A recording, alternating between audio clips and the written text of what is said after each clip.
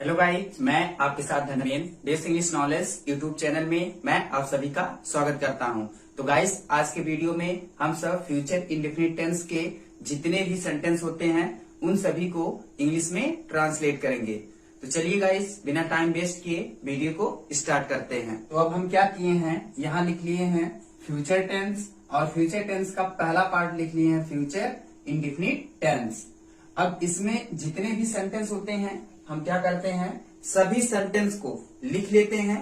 उसके बाद उनको वन बाय वन करके आपको अच्छी तरह से मैं आपको समझा दूंगा और आपको कभी भी रटने की आवश्यकता नहीं पड़ेगी। तो हम क्या करते हैं, सेंटेंस को लिख लेते हैं।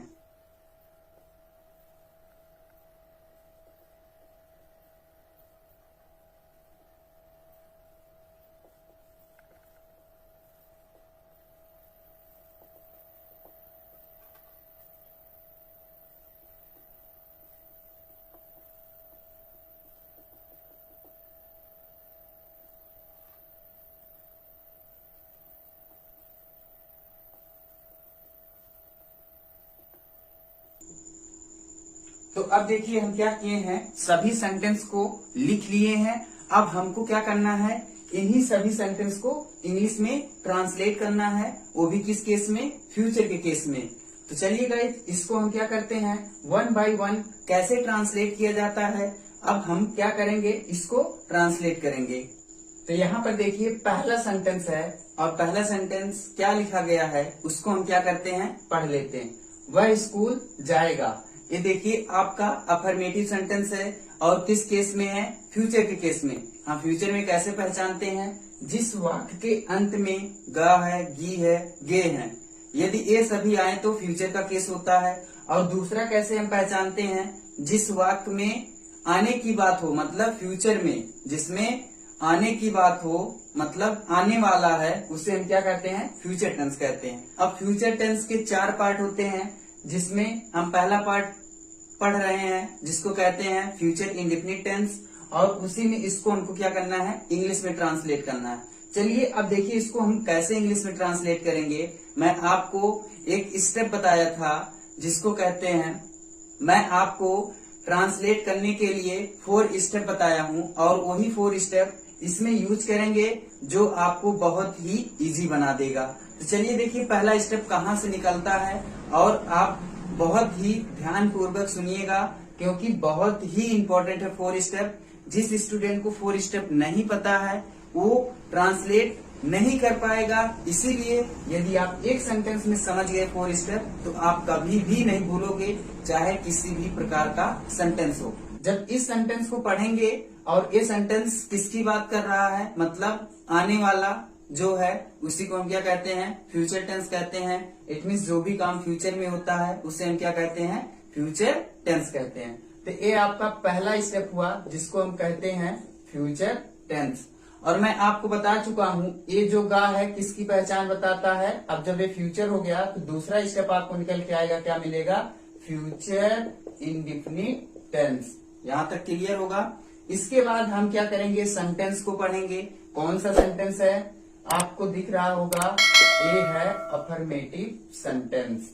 इसके बाद अब देखिए हम क्या करेंगे, मैं आपको रूल बता चुका हूँ अफर्मेटिव सेंटेंस का फ्यूचर इंडेफिनिट टेंस में। तो हमारा चौथा स्टेप क्या हो जाएगा, रूल किसका, फ्यूचर इंडेफिनिट टेंस का अफर्मेटिव में। अब यही आपका 4 स्टेप है और 4 स्टेप सभी टेंस में लागू किया जाता है।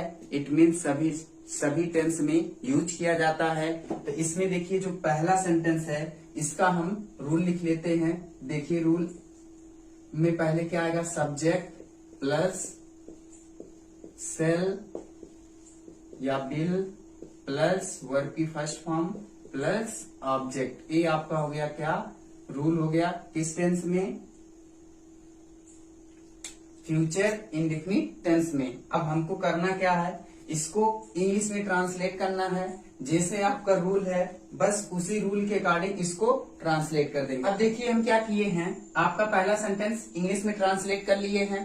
तो यहाँ पर देखिए रूल में पहले क्या आया है, सब्जेक्ट, और सब्जेक्ट क्या है, वह, और वह की इंग्लिश क्या होती है, ही। अब देखिए मैं आपको बता चुका था जो सेल और विल है, जो सेल और विल है, केवल आई और बी अगर आ जाए कोई भी वाक्य में या किसी भी वाक्य में सब्जेक्ट आई और बी आ जाए तो उसके साथ हम क्या करते हैं, सेल का यूज करते हैं।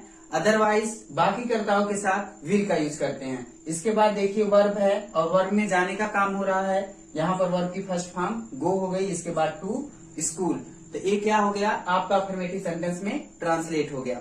इसके बाद देखिए दूसरा सेंटेंस है, सेम जैसे फर्स्ट वाला सेंटेंस इंग्लिश में ट्रांसलेट किए हैं, बस इसको भी उसी प्रकार से ट्रांसलेट करेंगे। बस यहाँ पर केवल क्या है, नहीं का यूज है और बाकी सब वही है। और इसमें भी 4 स्टेप आएगा, जैसे कि मैं अभी आपको पहले बताया हूं कि सभी सेंटेंस में 4 स्टेप होते हैं और ये हमें ट्रांसलेट करने में आसान कर देते हैं या इजी कर देते हैं। चलिए इसमें भी देख लेते हैं 4 स्टेप। तो देखिए यहाँ पर जैसे हम सेंटेंस पढ़ेंगे पहले आपको निकालना पड़ेगा क्या, किस टेंस में है। तो जैसे आप पढ़ेंगे तो एक इसकी बात कर रहा है, फ्यूचर की बात कर रहा है, तो हम क्या करेंगे, इसमें लिखेंगे फ्यूचर टेंस। क्लियर है। इसके बाद आपका दूसरा स्टेप क्या बनता है, ये पहला स्टेप हो गया। तो दूसरा स्टेप आपको जैसे फ्यूचर टेंस पता चलेगा तो आपको पता चल जाएगा किसी भी एक पार्ट की बात हो रही होगी तो ये कौन सा पार्ट है, फ्यूचर इंडेफिनिट टेंस। तो ये आपको दूसरा पार्ट मिल गया, फ्यूचर इंडेफिनिट टेंस। इसके बाद आपको पढ़ना है एक कौन सा सेंटेंस है, ये आपका निगेटिव है, शॉर्ट फॉर्म में एनएस लिखे हैं। फिर आपको लास्ट स्टेप क्या बनता है, रूल, किसका, अफर्मेटिव सेंटेंस का। तो अब हम क्या करेंगे, इसको निगेटिव सेंटेंस में ट्रांसलेट करेंगे, वो भी किस केस में, फ्यूचर के केस में। तो हम क्या करते हैं, इसका रूल लिख लेते हैं। तो पहले क्या होगा, सब्जेक्ट प्लस विल या सेल प्लस नॉट, फिर वर्ब की फर्स्ट फॉर्म प्लस ऑब्जेक्ट। तो ये आपका हो गया किस केस में, नेगेटिव सेंटेंस का रूल फ्यूचर इंडेफिनिट टेंस में। वीडियो में आगे बढ़ने से पहले अगर अभी तक आप चैनल को लाइक और सब्सक्राइब नहीं किए हैं तो प्लीज चैनल को लाइक और सब्सक्राइब कर लें। तो चलिए यहाँ पर देखते हैं, इसी रूल पर इस सेंटेंस को इंग्लिश में ट्रांसलेट कर लेते हैं। तो पहले देखिए रूल में क्या आया है, सब्जेक्ट। तो हिंदी वाक्य में सब्जेक्ट क्या है, ही। इसके बाद देखिए सेल और will, it mean helping verb का यूज करना है। यहाँ पर हम क्या करेंगे, विल का यूज करेंगे, जैसे कि मैं अभी आपको बताया हूँ कहाँ पर सेल और विल का यूज होता है। इसके बाद देखिए नहीं आया तो हम क्या करेंगे, नॉट लगाएंगे। फिर वर्ब की फर्स्ट फॉर्म, इसमें क्या हो रहा है, जाने का काम हो रहा है, तो यहाँ पर हो गया गो। इसके बाद टू, ऑब्जेक्ट में क्या है, स्कूल। तो ये हो गया आपका निगेटिव सेंटेंस। तो ऐसे ही हम क्या करते हैं, निगेटिव सेंटेंस को इंग्लिश में ट्रांसलेट करते हैं। अब देखिए अगला सेंटेंस क्या है, इसको हम पढ़ लेते हैं। जैसे इसमें स्टेप निकाले हैं ऐसे इसमें भी स्टेप निकलेगा और इसको यूज करेंगे। चलिए सेंटेंस को पढ़ते हैं। तीसरा सेंटेंस, क्या वह स्कूल जाएगा, क्या वह स्कूल जाएगा। अब यहाँ पर आपको समझना है कौन सा सेंटेंस है और किस टेंस में है। यहाँ पर देखिए इस सेंटेंस में किसकी बात हो रही है, इस सेंटेंस में जैसे आप पढ़ोगे यहाँ पर आपको पता चल जाएगा कि इस सेंटेंस में प्रश्न पूछने की बात हो रही है। तो हम जानते हैं जिस वाक्य में प्रश्न पूछा जाता है उसे हम क्या कहते हैं, इंट्रोगेटिव सेंटेंस कहते हैं। चलिए इसमें हम क्या करते हैं, अब इसका रूल लिख लेते हैं जी। अगर जिस स्टूडेंट को इन सभी सेंटेंस का रूल्स और पॉइंट नहीं पता है तो मैं पहले से वीडियो बना दिया हूं और इस वीडियो के डिस्क्रिप्शन बॉक्स में उस वीडियो का लिंक दे दिया हूं, जहां से आप पहले रूल और पॉइंट समझ लीजिए सभी सेंटेंस का। इसके बाद आप इस वीडियो को देखिए, आपको कोई प्रॉब्लम नहीं होगी। तो हम क्या करते हैं, रूल लिख लेते हैं और उसी रूल पे इसको इंग्लिश में ट्रांसलेट कर लेते हैं। अब देखिए यहाँ पर क्या आया है, तो इसके स्थान पे क्या होगा, सेल या बिल प्लस सब्जेक्ट, फिर इसके बाद वर्ब की फर्स्ट फॉर्म प्लस ऑब्जेक्ट, फिर लास्ट में क्वेश्चन मार्क। ये आपका हो गया किसमें, इंट्रोगेटिव सेंटेंस का रूल। अब हम क्या करेंगे, इसी रूल पे इस सेंटेंस को इंग्लिश में ट्रांसलेट करेंगे। अब देखिए कुछ स्टूडेंट को प्रॉब्लम क्या होती है, जब इस प्रकार का सेंटेंस उन्हें दिखता है और इंग्लिश में ट्रांसलेट करना होता है तो उन लोग को एक प्रॉब्लम हो जाती है कि जो एक क्या है, ध्यान दीजिएगा, जो यहाँ पर क्या है पूछेंगे, यहाँ पर सर क्या है, और अभी आप रूल में बताए हैं। पहले हम क्या करेंगे, जब भी ट्रांसलेट करेंगे सेल और विल से स्टार्ट करेंगे, इट मीन्स हेल्पिंग वर्ब से। बट हम जानते हैं क्या कि इंग्लिश क्या होती है, व्हाट। यस, व्हाट होती है, बट आपको यहाँ पर इस रूल के अकॉर्डिंग समझना है, क्योंकि आप सब जानते हो जो इंट्रोगेटिव सेंटेंस होते हैं उनके दो पार्ट होते हैं, एक यस या नो और एक WS। तो यहाँ पर एक कौन सा सेंटेंस हो गया, यस या नो। और जैसे कि मैं पहले आप सबको बता चुका हूँ यस या नो सेंटेंस कौन से होते हैं और किसे कहते हैं। तो यस या नो सेंटेंस अगर आपको नहीं पता है तो मैं इस वीडियो के डिस्क्रिप्शन बॉक्स में उस वीडियो का लिंक दे दिया हूँ, और जैसे ही आप यस या नो सेंटेंस के बारे में जान जाएंगे तो यहाँ पर आप क्वेश्चन नहीं करेंगे कि सर आप सेल और विल का क्यों यूज किए, क्यों इसकी इंग्लिश नहीं यूज किए। तो जितने जल्दी हो सके आप इंट्रोगेटिव सेंटेंस के दोनों पार्ट को अच्छी तरीके से समझ लो, फिर इसके बाद यहाँ पर ट्रांसलेट करना, तब हमको बताना अगर आपको कोई प्रॉब्लम हो तो। बट अगर अभी आप तक नहीं देखे हैं तो आप पहले देख लीजिए, इसके बाद आप यहाँ पर आइए, आपको कोई प्रॉब्लम नहीं होगी। अब हम क्या करेंगे, इसको इंग्लिश में ट्रांसलेट करेंगे। तो पहले देखिए हेल्पिंग वर्ब आया है, तो हेल्पिंग वर्ब क्या लगाएंगे, विल। इसके बाद क्या करेंगे, सब्जेक्ट, सब्जेक्ट क्या है, ही। अब देखिए इसके बाद वर्ब की फर्स्ट फॉर्म क्या है, गो टू, ऑब्जेक्ट है स्कूल। ये आपका सेंटेंस किस केस में ट्रांसलेट हो गया, इंट्रोगेटिव सेंटेंस में। इसमें इंट्रोगेटिव सेंटेंस में। तो ऐसे ही इंट्रोगेटिव सेंटेंस को इंग्लिश में ट्रांसलेट किया जाता है। अब देखिए एक लास्ट सेंटेंस है जिसको कहते हैं interrogative plus negative sentence. Same इसी का ही पार्ट है, बट यहाँ पर जो निगेटिव सेंटेंस है और इंट्रोगेटिव सेंटेंस है उन दोनों को जब आपस में मिलाया जाता है तो एक नया सेंटेंस फॉर्म होता है जिसको कहते हैं इंट्रोगेटिव प्लस निगेटिव सेंटेंस।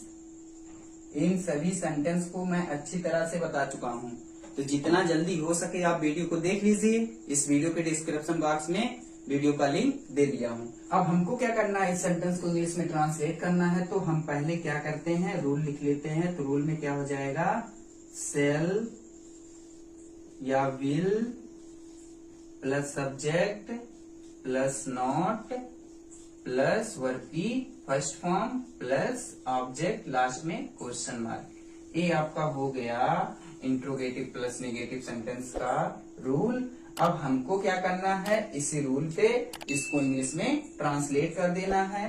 तो पहले हम क्या करेंगे, विल लगाएंगे। इसके बाद सब्जेक्ट क्या है, वह की इंग्लिश क्या होती है, ही। इसके बाद देखिए नहीं आया तो हम क्या करेंगे, यहाँ पर नॉट लगाएंगे प्लस। अब देखिए यहाँ पर वर्ब की फर्स्ट फॉर्म, तो यहाँ जाने का काम हो रहा, गो टू स्कूल, लास्ट में क्वेश्चन मार्क। तो अब देखिए हम क्या किए हैं, सभी सेंटेंस को इंग्लिश में ट्रांसलेट कर लिए हैं। ऐसे ही आपको फ्यूचर इंडेफिनिट टेंस में सभी प्रकार के सेंटेंस को इंग्लिश में ट्रांसलेट करना है। और ऐसे जैसे इसमें आपको मैं 4 स्टेप बताया हूँ, इसमें भी ऐसे 4 स्टेप होता है, आप सब जानते हो। और अगर आपको नहीं निकालने आ रहा तो मैं बता देता हूँ फिर कैसे निकाला जाता है। देखिए पहले हम क्या करेंगे, सेंटेंस को पढ़ेंगे और सेंटेंस किस टेंस की बात कर रहा है पहले ये पहचानेंगे। तो ये पहले किसकी बात करेगा, फ्यूचर टेंस की। जैसे फ्यूचर टेंस की बात होगी तो दिमाग में आपके एक इमेज बन जाना चाहिए या आपको एक चार्ट याद आ जाना चाहिए कि फ्यूचर टेंस के 4 पार्ट होते हैं। अब जैसे आप सेंटेंस पढ़ोगे लास्ट में गा गी मिल जाए तो उसे हम कहते हैं फ्यूचर इंडेफिनिट टेंस। यहाँ तक क्लियर, 2 स्टेप पता चला। इसके बाद आप क्या करोगे, सेंटेंस पढ़ोगे कि सेंटेंस किस केस में है, इंट्रोगेटिव सेंटेंस है। इसके बाद इंट्रोगेटिव सेंटेंस का रूल लिखोगे, जैसे कि मैं बता चुका हूँ। ऐसे ही 4 स्टेप निकाला जाता है। और ऐसे ही सेम प्रकार अगर आपको कोई भी सेंटेंस मिलता है फ्यूचर इंडेफिनिट में तो इसी प्रकार से आप क्या करोगे, इंग्लिश में ट्रांसलेट करोगे। तो उम्मीद करते हैं आप सभी को यहाँ तक समझ में आ गया होगा। तो गाइस आज के वीडियो में हम सब क्या पढ़े हैं, जो भी फ्यूचर इंडेफिनिट टेंस में सेंटेंस थे उन सभी सेंटेंस को हम क्या किए हैं, इंग्लिश में ट्रांसलेट कर चुके हैं। और आपका एक सेंटेंस बच रहा है जिसको हम कहते हैं WH क्वेश्चन, और मैं इसे आपको नेक्स्ट वीडियो में बताऊंगा। अगर अभी तक आप चैनल को लाइक और सब्सक्राइब नहीं किए हैं, प्लीज चैनल को लाइक और सब्सक्राइब कर लें और अपने फ्रेंड के पास इस वीडियो को ज्यादा से ज्यादा शेयर करें, जिससे इस वीडियो के हेल्प से उन्हें भी ज्यादा से ज्यादा बेनिफिट मिल सके। तो गाइस, मैं आपके साथ नेक्स्ट वीडियो में मिलता हूँ। Thank you.